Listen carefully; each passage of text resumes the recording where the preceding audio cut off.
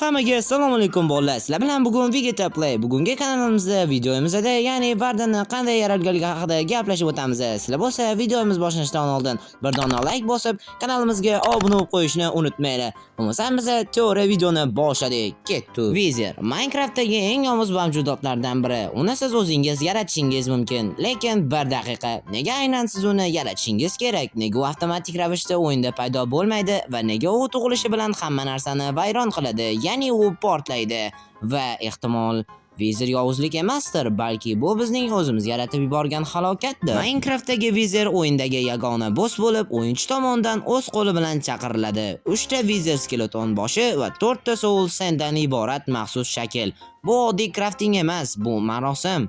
Biz go'yoki bir yovuz kuchni uyg'otamiz va bu yerda sir boshlanadi. Soul Sand o'liklarning ruhidan tuzilgan, Vizer skeletonlari esa o'limni ifodalaydi. Xulosa shuki, Vizer tirik emas, u o'likdan yaralgan. Vizer skeletonlar faqatgina Nether Fortressda yaraladi deb o'ylayman. Bunga eng katta sabablardan biri bu yerdagi qo'rqinchli joylar, qo'rqinchli strukturalar va ajoyib va bir-biridan qo'rqinchli bo'lgan moblar bo'lsa kerak deb o'ylayman. Chunki qo'rqinchli joylardagina shunday moblar paydo bo'ladi. Menimcha shunga o'xshash moblar, ya'ni gastlar ham shu yerda paydo bo'lganligi sabab bo'lsa kerak. Vizer skeletonlar xuddi shu blazlarga o'xshab qayta-qayta paydo bo'lishadi. Ularning spawn pointlari ham shu yerda joylashgan va ular ham sirli tarzda o'limga o'xshashadi. Nezerdagi har bir yerlarda mana shunday qora skeletonlar paydo bo'lishadi va ular sehrga ega. Siz ularni ursangiz, ular qanday urgan bo'lsangiz, o'zingizga ham shunday urinni qaytarib berishlari mumkin. Shuning uchun ehtiyot bo'ling. Nezer olamida bundan tashqari ancha-muncha katta va kichik jonzotlar va dahshatli jonzotlar ham bor. Albatta, qora skeletonlar, oq skeletonlar va undan tashqari gast va blaze va shunga o'xshash g'alati mahluqotlar ham bu yerda yashaydi. Aynan shuning uchun ham Vizerni yaratishda qora skeletonlarning kallasi ishlatiladi va bu yerlar juda ham sir sinoatlarga boy va eng qo'rqinchli joylardan biri hisoblanadi. Hammamiz bilamizki, Vizer yaratilgach kuchli portlash bilan paydo bo'ladi, lekin u darhol hujum qilmaydi. U bir necha soniya davomida energiya yig'adi, keyin portlaydi. Bu lekin oddiy spawn emas, bu g'azab. U bu dunyoga kelishni istamaydi, balki u ogohlantirmoqchi, meni uyg'otmang deb.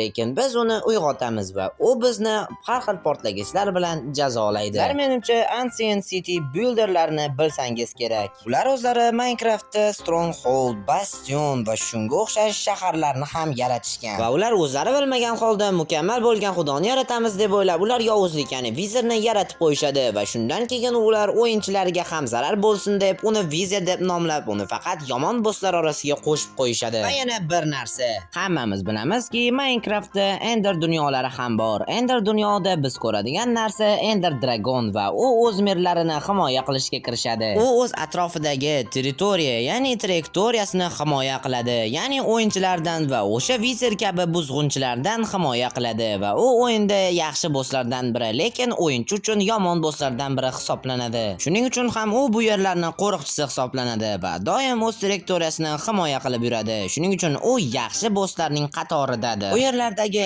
Enderman va unga jon beruvchi joylarni va mana shunday mahluqotlarni ugina himoya qiladi, xolos. Qolganlar esa tinchgina joylarda o'z vazifalarini bajarib yurishadi. Shuning uchun ham Vizer Minecraftda eng yomon bosslardan biri hisoblanadi. Uning shakllariga e'tibor bersangiz, 3 ta kalla va qolgani skelet bo'lib yotibdi va uning eng yomon xususiyatlaridan biri u xohlagan joyga kallasini otadi, ya'ni katta xolasini uyidek. U shu uchun Minecraftda yaratilgan u o'yinchiga xalaqit beradi va butun dunyoni buzishga harakat qiladi. Shuning uchun uni yovuz moblar qatoriga qo'shib qo'yishgan. Mojang jamoasi uni eng yomon moblar yoki bosslardan biri deb hisoblab, o'z sahifalarida, Telegramda, Instagramda va YouTube'da barcha obnovleniyalarda, ya'ni yangilanishlarda aytib o'tadi. O'z dunyoyingizda bu ishlarni sinab ko'rmasligingizni maslahat berardim. Agar ayniqsa siz survivalda bo'lib, ancha-muncha joyni qurib qo'ygan bo'lsangiz, shunchaki u o'sha joyga tiqvoradi shuncha merizni va keyin o'zingiz afsuslanib o'tirasiz, bir umrga qarg'aysiz Vizerni. Videomiz menimcha hammaga yoqdi va ajoyib bo'ldi degan umiddaman. Albatta, yangi bo'lsangiz yoki umuman endi kirgan bo'lsangiz, kanalga obuna bo'lishni unutmang. Chunki faqatgina shu yerda sifatli videoroliklar chiqadi. Shuning uchun kanalga obuna bo'lib, videolarga like bosib qo'yishni unutmang va o'z izohingizni kommentariyada yozib qoldiring. Va yana bir narsa, Siz Vizer haqida nimalarni bilasiz? U bizdek, ya'ni biz aytgan narsalarga to'g'ri keladimi yoki yo'qmi? Nazariyalaringiz qanday? Yozib qoldirishni unutmang. Sizlar bilan Vegeta bo'ldi.